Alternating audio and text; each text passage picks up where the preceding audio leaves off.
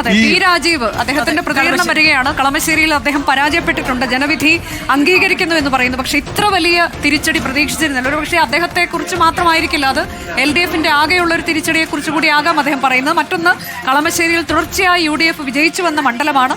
സർക്കാരിന്റെ ക്ഷേമ പ്രവർത്തനങ്ങളും വികസനങ്ങളും ഒക്കെ പരമാവധി ജനങ്ങളിലേക്ക് എത്തിക്കാൻ ശ്രമിച്ചു. പക്ഷേ ജനങ്ങൾ അത് ഏത് രീതിയിൽ എടുത്തു എന്നുള്ളത് ഇനി പരിശോധിക്കേണ്ടതുണ്ട്. എല്ലാ ഘടകങ്ങളും പരിശോധിക്കും. ഇടതുമുന്നണിക്ക് എന്തുകൊണ്ട് വലിയ തിരിച്ചടി ഉണ്ടായി എന്നുള്ളതാണ് പി രാജീവിന്റെ പ്രതികരണം. അതെ അനുജ, ഇപ്പോൾ നമ്മൾ ആ ദൃശ്യങ്ങളിൽ കാണുന്നത് ലീഡർ RC എന്ന നിലയിൽ ഇപ്പോൾ കുഞ്ഞികൃഷ്ണൻ, വി കുഞ്ഞികൃഷ്ണൻ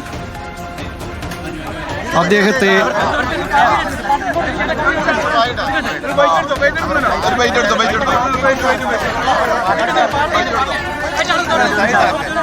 തളിപ്പറമ്പ് മണ്ഡലത്തിൽ അട്ടിമറി വിജയം നേടിയ വി കുഞ്ഞികൃഷ്ണനെ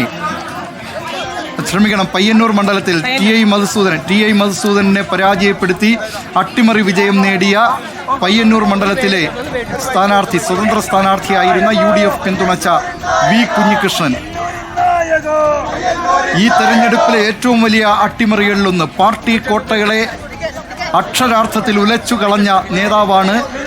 നേതൃത്വത്തെ അണികൾ തിരുത്തണം എന്നായിരുന്നു അദ്ദേഹം എഴുതിയ പുസ്തകത്തിന്റെ പേര്. ഇപ്പോൾ ഇതാ സംസ്ഥാനത്താകെ നേതൃത്വത്തെ അണികൾ തിരുത്തിയിരിക്കുകയാണ്. പ്രത്യേകിച്ച് പാർട്ടി കോട്ടകളിൽ, പാർട്ടി ഗ്രാമങ്ങളിലൊക്കെ നേതൃത്വത്തെ അണികൾ തിരുത്തിയിരിക്കുന്നു. അതിൻ്റെ ആവേശത്തിലാണിപ്പോൾ വി കുഞ്ഞികൃഷ്ണൻ കടന്നു വരുന്നത്. പയ്യന്നൂരിൽ സ്വതന്ത്ര സ്ഥാനാർത്ഥിയായി CPIM നേതൃത്വത്തിൻ്റെ അഴിമതിയെ ചോദ്യം ചെയ്തുകൊണ്ട്, TI മധുസൂദനൻ്റെ അഴിമതിയെ ചോദ്യം ചെയ്തുകൊണ്ടാണ് വി കുഞ്ഞികൃഷ്ണൻ മത്സര രംഗത്തേക്ക് വന്നത്. രക്തസാക്ഷി ഫണ്ട്, ധനരാജ് രക്തസാക്ഷി ഫണ്ട് തട്ടിപ്പ്, അവിടുത്തെ പാർട്ടി ഏരിയ കമ്മിറ്റി ഓഫീസ് നിർമ്മാണവുമായി ബന്ധപ്പെട്ട അഴിമതി, ഇതിലൊക്കെ 92 ലക്ഷം രൂപയുടെ അഴിമതി അദ്ദേഹം ചൂണ്ടിക്കാട്ടിയിരുന്നു. അത് പരിശോധിക്കാതെ നേതൃത്വം വി കുഞ്ഞികൃഷ്ണനെ പുറത്താക്കുകയാണ് ചെയ്തത്. ക്രിസ്റ്റീന, അനുജ, ഇത് ഒരുപക്ഷെ വി കുഞ്ഞികൃഷ്ണനെ സംബന്ധിച്ച് മധുരമായ പ്രതികാരം CPIM നേതൃത്വത്തിന് എന്ന് പറയാം എന്നാണ് തോന്നുന്നത്. 49,000 ശിഷ്ടം ഭൂരിപക്ഷത്തിനാണ് വിജയിച്ചത്. അതായത് 1,00,000 എന്ന് പറയാം. അതാണ് ഇപ്പോൾ പരാജയപ്പെടുത്തിക്കൊണ്ട് 7,000 ശിഷ്ടം എന്ന ഭൂരിപക്ഷത്തിന് വി കുഞ്ഞികൃഷ്ണൻ ജയിച്ചിരുന്നത്. അദ്ദേഹത്തിന്റെ പ്രതികരണം നമുക്ക് ലഭിച്ചിട്ടുണ്ട്. അപ്രതീക്ഷിത വിജയം എന്ന് പറയുകയാണ്. അദ്ദേഹത്തിന് ഇത്ര വലിയൊരു വിജയത്തിലേക്ക് അദ്ദേഹം പോലും പോകുമെന്ന് പ്രതീക്ഷിച്ചിരുന്നില്ല. അനുജ, ക്രിസ്റ്റീന, നമ്മൾ ഈ തെരഞ്ഞെടുപ്പ് പ്രചാരണ രംഗത്തൊക്കെ കണ്ടിരുന്നതാണല്ലോ, അദ്ദേഹത്തിനൊപ്പം നിൽക്കുന്ന പ്രവർത്തകരുടെയൊക്കെ വീടുകളിൽ നടത്തുന്ന ആക്രമണങ്ങൾ, അവരുടെ വാഹനങ്ങൾ കത്തിക്കുക, ചുവരെഴുത്ത് നശിപ്പിക്കുക, അങ്ങനെ ആ നിലയിലുള്ള വലിയ ആക്രമണങ്ങളെയൊക്കെ നേരിട്ടുകൊണ്ടാണ്. ആ മണ്ഡലത്തിലൂടെ സഞ്ചരിക്കുമ്പോൾ ഞാൻ ശ്രദ്ധിച്ച ഒരു കാര്യം, അദ്ദേഹത്തിന്റെ ചുവരെഴുത്തുകൾ ഒന്നും തന്നെ കാണാൻ കഴിഞ്ഞിരുന്നില്ല എന്നുള്ളതാണ്. അപ്പോൾ അന്നൊക്കെ നമ്മൾ വിചാരിച്ചിരുന്നത് എന്തുകൊണ്ടാണ് ഈ തരത്തിലേക്ക് ഇത് CPIM പ്രവർത്തകർ ഒന്നിനും സമ്മതിക്കുന്നില്ല എന്നുള്ള പരാതി വിജയം നേടിയത്. ക്രിസ്റ്റീനയും ഈ പര്യടനം നടത്തിയതാണല്ലോ സംസ്ഥാനത്തൊക്കെ. എങ്ങനെയായിരുന്നു ക്രിസ്റ്റീന പോയ മണ്ഡലങ്ങളിലെ ഇപ്പോൾ ആ ജനവിധിയും അന്ന് കണ്ടിട്ടുള്ള കാര്യങ്ങളും എങ്ങനെയായിരുന്നു ആ സാഹചര്യങ്ങൾ? നമ്മൾ കണ്ടതിൽ ഈ പാർട്ടികളുടെ പൂർണ്ണമായ പിന്തുണയ്ക്കുന്ന ആൾക്കാരുണ്ടല്ലോ, അവരെല്ലാവരും പറയും LDF ജയിക്കും അല്ലെങ്കിൽ UDF ജയിക്കും എന്ന് പറയും. അത് അവരുടെ പാർട്ടി പിന്തുണയുടെ ഭാഗമായിട്ട്. പക്ഷെ നല്ലൊരു ശതമാനം ആൾക്കാർ, സാധാരണക്കാരായ ആൾക്കാർ, അവർ പറയുന്നത് 10 വർഷം ഇവർ ഭരിച്ചില്ലേ, ഇവരൊന്ന് മാറട്ടെ, പാർട്ടി നന്നാകണമെങ്കിൽ ഇവരൊന്ന് മാറണം, പുതിയൊരു ഭരണം വരണം എന്ന് പറഞ്ഞ കൂടുതൽ പേരെയാണ് നമുക്ക് എല്ലാ മണ്ഡലങ്ങളിലും കാണാൻ സാധിച്ചത്.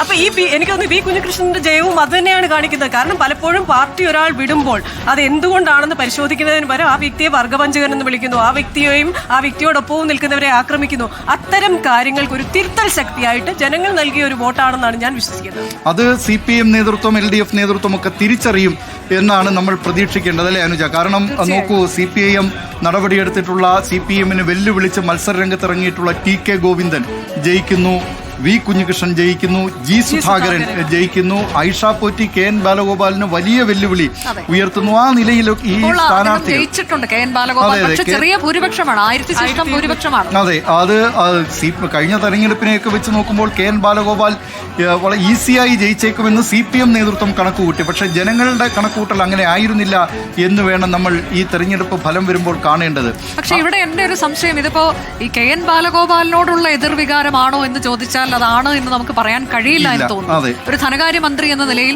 ഒപ്പം തന്നെ അവിടുത്തെ ആ മണ്ഡലത്തിലും ഞാൻ യാത്ര ചെയ്തിരുന്നു. MLA എന്ന നിലയിൽ ആ മണ്ഡലത്തിൽ അദ്ദേഹം ഒരുപാട് കാര്യങ്ങൾ ചെയ്തിട്ടുണ്ട്. അല്ല, അതെ അനുജ, എനിക്ക് തോന്നുന്നത് എന്താണെന്ന് വെച്ചാൽ അത് അവർ ഈ കെ എൻ ബാലഗോപാലിനെയൊക്കെ സംബന്ധിച്ച് ഈ സുനാമി അതിജീവിച്ചു എന്ന് വേണം പറയാൻ. ഒരു സംസ്ഥാനത്ത് എനിക്ക് തോന്നുന്നു അത് നല്ലൊരു വിജയമായി നമുക്ക് കണക്കുകൂട്ടാം. എന്തിനെതിരെയുള്ള സുനാമി ആയിരുന്നു എന്നുള്ളതാണ്. അതെ, ഭരണവിരുദ്ധ വികാരം തന്നെയായിരിക്കും, അതിനകത്ത് യാതൊരു സംശയവുമില്ല. അതോടൊപ്പം തന്നെ ഭരണവിരുദ്ധ വികാരം സംസ്ഥാനത്തെമ്പാടും ആഞ്ഞടിച്ചെങ്കിൽ ഈ പാർട്ടി കോട്ടകളിൽ ഉണ്ടായിട്ടുള്ളത് പാർട്ടി നേതൃത്വം ഒരു തിരുത്തലിന് പുനഃപരിശോധനയ്ക്ക് വിധേയമാകണം എന്ന അണികളുടെ ഓർമ്മപ്പെടുത്തലാണ് ഈ പാർട്ടി കോട്ടകളിൽ സംഭവിച്ചിട്ടുള്ളത് എന്ന കാര്യത്തിലും സംശയമില്ല.